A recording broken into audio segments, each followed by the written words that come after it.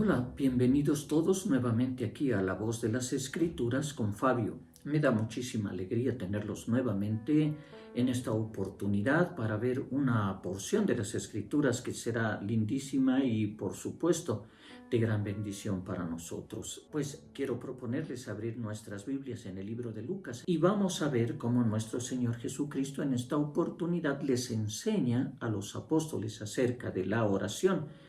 Lucas capítulo 11, en los versículos 1 al 4, habrán lecciones muy lindas para nosotros en esta ocasión. Pues leamos el texto para ver lo que dice. En el versículo 1 dice: una vez Jesús estaba orando en cierto lugar.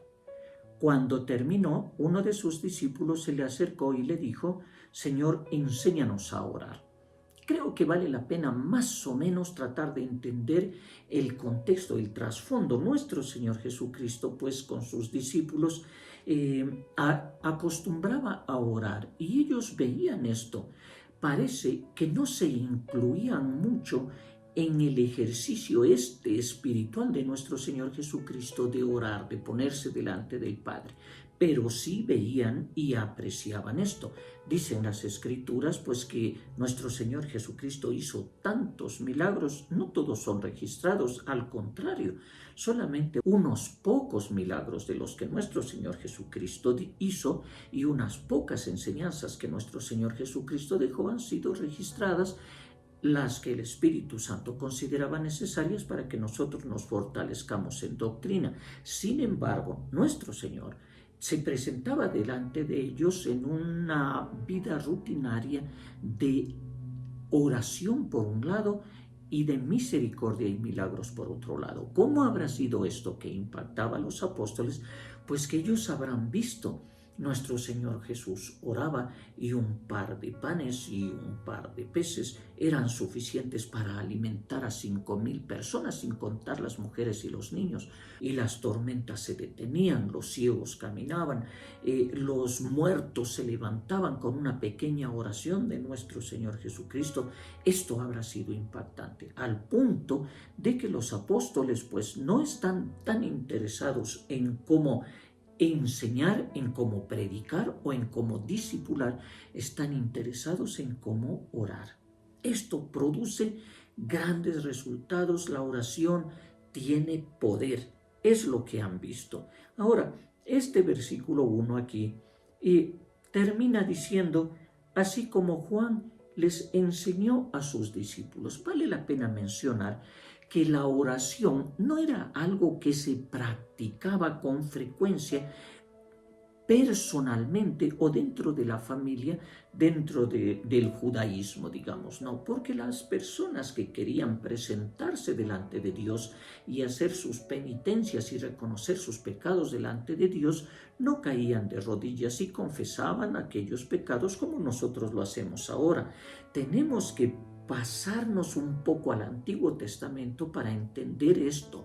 Nosotros pues en el Antiguo Testamento tendríamos que tomar nuestro cordero de un año, tendríamos que tomar las ofrendas requeridas para los pecados que queremos confesar, acercarnos al sacerdote y él como intermediario se presenta delante de Dios con nuestros sacrificios, con nuestras ofrendas, y entonces Dios perdona nuestros pecados, nos absuelve, pero a través de la intervención del sacerdote. Es decir, cuando Juan el Bautista enseñó a orar a sus discipulados, esto habrá sido nuevo para ellos, pero quisiera yo preguntar, ¿cómo fue que Juan el Bautista enseñó a orar a sus discípulos?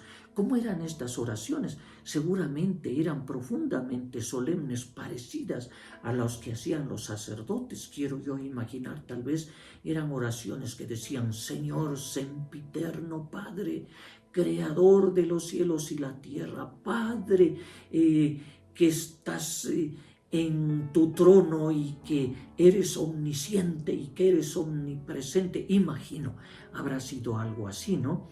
Era más o menos el tipo de oraciones que hacían los sacerdotes cuando entraban al lugar santo, cuando entraban al lugar santísimo. Sin embargo, nuestro Señor Jesucristo aquí hace algo muy diferente.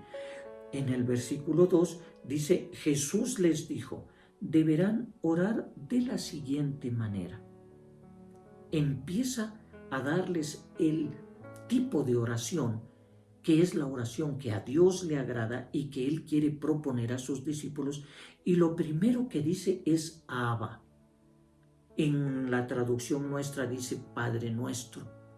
Aquí en la traducción NTV, Nueva Traducción Viviente, dice solamente Padre, pero no refleja lo que Cristo estaba enseñándoles, porque Cristo dice, digan Abba. Ahora, Abba significa papito. Era una traducción que venía del arameo y que significaba papito, y más o menos describe la emoción que diría un niño de unos 2 o 3 años cuando llega su padre. ¿Han visto ustedes eso? Que el niño o la niña abre los ojos viendo a su padre que está llegando y dice papito, y abre los brazos y va corriendo a abrazarlo. Ahí decía Abba. Nuestro Señor está diciendo, no digan Padre eterno, Dios omnipotente, Señor que estás en tu trono. No es así la oración que es la apropiada delante de Dios. Dice, digan Abba, digan papito. ¿No es cierto? Una palabra en arameo que indica una gran confianza, una gran cercanía con Dios. ¿Cómo oramos nosotros en casa? ¿No es cierto? Papito, Señor, Dios mío, Padre mío, Señor que estás en el cielo y Señor que estás aquí, muy cerca de mí. Esa es una oración que Cristo estaba queriendo enseñar.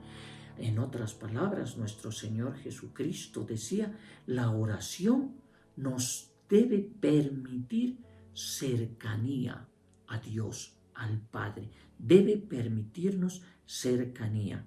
Es nuestro Padre, es el Padre que el Hijo cuando se dirige a Él le dice, papito, lo ama, lo admira.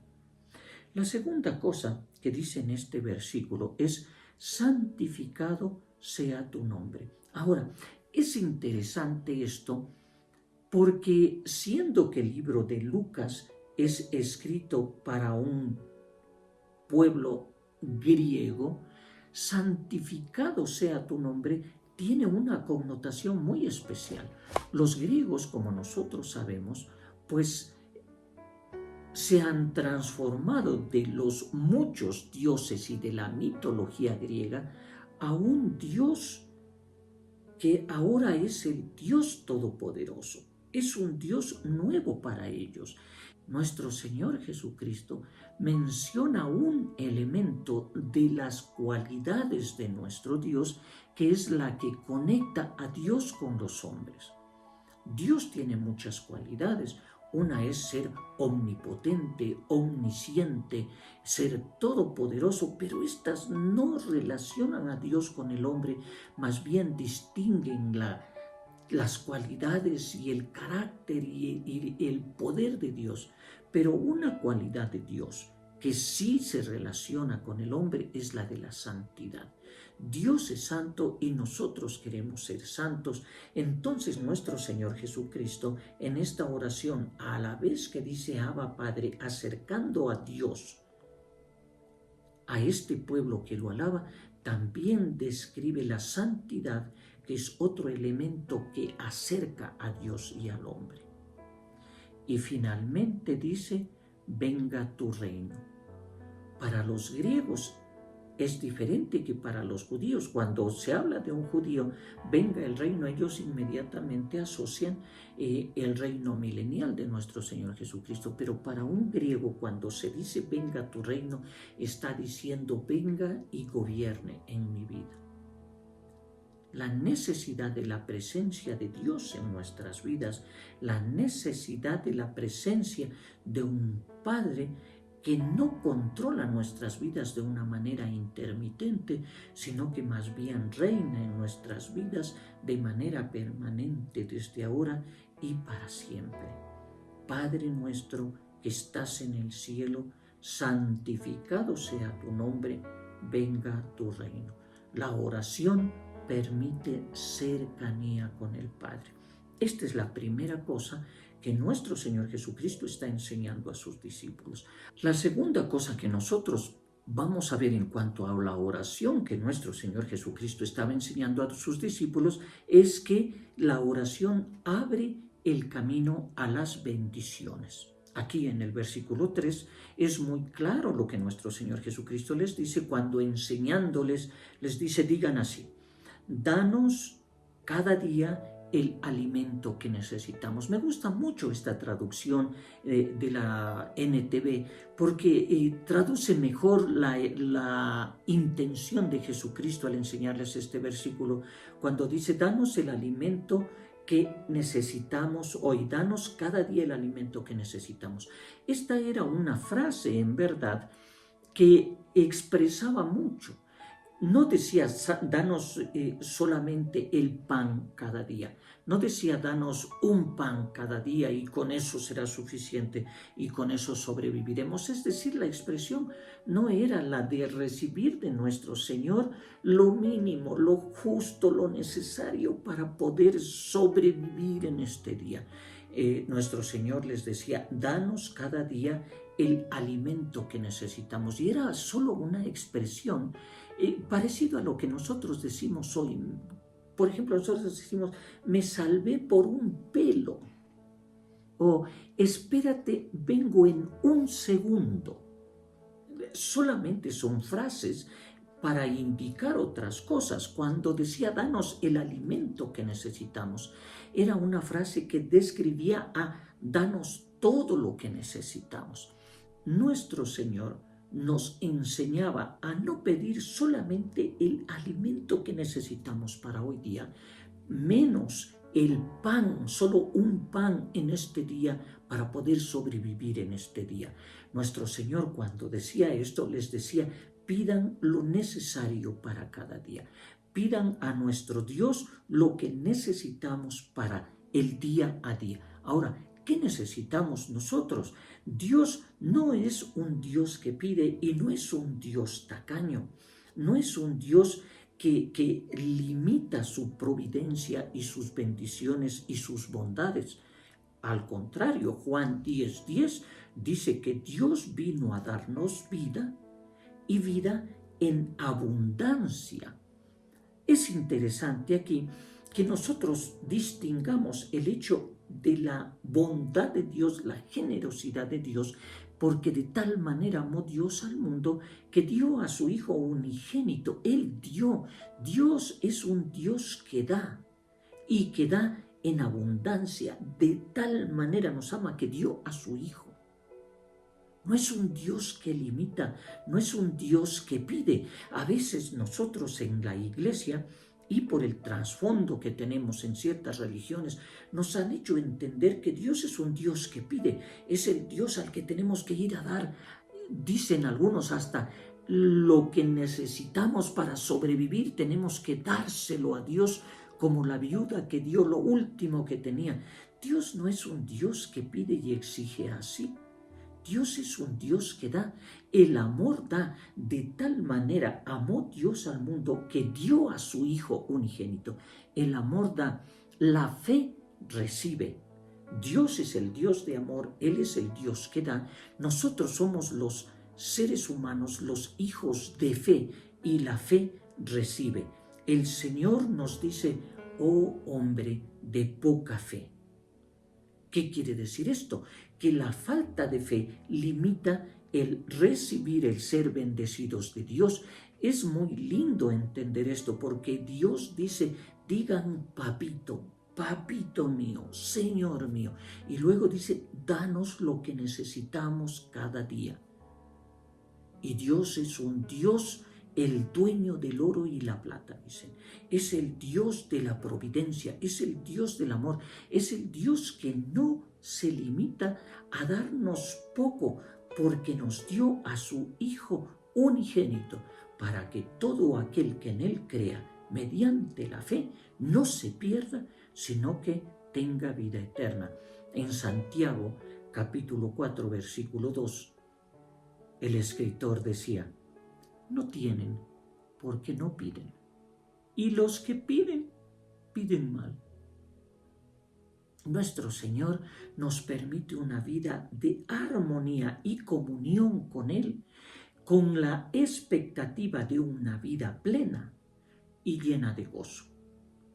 Dios no nos quiere en la miseria. Dios no nos quiere en la necesidad y en la pobreza. Papito, papito mío, dame lo que necesito hoy. La primera cosa, decíamos, la oración permite cercanía con Dios. La segunda cosa, la oración abre el camino a las bendiciones de nuestro Padre. Nuestro Padre no falla. Nosotros diríamos que si oramos al Señor de corazón y estamos en comunión con Él, ¿el Señor nos abandona? Si estamos en una comunión hermosa, cercana con el Padre y yo uno somos, decía nuestro Señor Jesucristo, y si nosotros podemos decir lo mismo, ¿el Padre nos deja? ¿Nos abandona?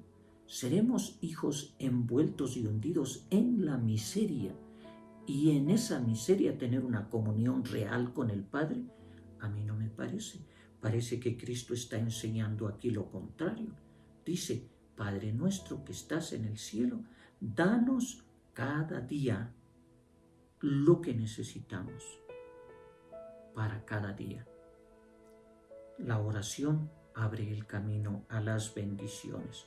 Y la tercera cosa que yo veo aquí en las enseñanzas en cuanto a la oración que nuestro Señor Jesucristo le da a sus apóstoles cuando le dicen enséñanos a orar, es que la oración restaura una comunión con el Padre. En el versículo 4 es muy claro nuestro Señor Jesucristo cuando dice, y digan así, perdona nuestros pecados, así como nosotros perdonamos a los que nos ofenden. Y miren cómo termina este versículo diciendo, y no permitas que cedamos a las tentaciones. Perdona nuestros pecados, nos ponemos en franca armonía con el Padre, perdona nuestros pecados. Nosotros sabemos que nuestros pecados ya fueron perdonados en la cruz de Cristo. Eso es un ejercicio de perdón que nuestro Señor Jesucristo hizo y es eterno y es efectivo. Sin embargo, para una relación práctica entre Dios y nosotros, este ejercicio de reconocer nuestros pecados y ponernos delante de Dios refresca nuestra comunión con el Señor porque nos permite sentirnos nuevamente limpios delante del Señor y de paso sentirnos dignos y así desarrollarnos como hijos de Dios y desarrollarnos como miembros activos de una congregación o de una iglesia. El confesar nuestros pecados, perdona nuestros pecados y sentir que ha perdonado nuestros pecados nos libra de esa sensación de lejanía con el Padre y más bien permite que restauremos esta comunión y nos volvamos efectivos en esta franca armonía con el Padre y nos volvemos útiles en sus manos del Padre, usándonos a nosotros para su honra y su gloria. Y entonces sí, podemos decir, y no permitas que caigamos en tentación. ¡Qué bonito! La oración permite cercanía, la oración permite bendiciones y la oración restaura nuestra relación con el Padre. Perdona nuestros pecados como nosotros perdonamos a los que nos ofenden y además no permitas que cedamos ante las tentaciones. 3 puntos fundamentales para nosotros como creyentes. Ahora, yo creo que aquí vale la pena hacer un análisis del resultado de estas 3 enseñanzas que nuestro Señor Jesucristo les da a sus apóstoles. Diríamos nosotros, una persona que ora una vez por semana, ¿se sentirá cercano al Señor? abre las puertas a las bendiciones del Señor y restaura su relación con el Padre. Por otro lado, nosotros digamos, una persona que ora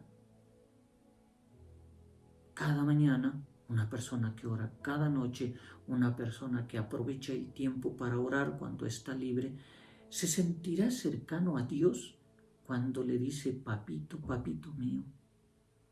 Cuando le dice, Señor, dame hoy lo que necesito en este día, bendíceme, bendice mis proyectos, bendice mis planes, bendice mi familia, bendice mi trabajo, Señor, y se pone en manos del Señor constantemente, cada mañana, cada tarde. Y para esto tenemos que aclarar que nuestro Señor no pedía oraciones largas, enormes, porque hay personas que dicen, no tengo tanto tiempo. El Señor más bien reclamó las oraciones largas. Dijo, ustedes que hacen oraciones con largas palabrerías.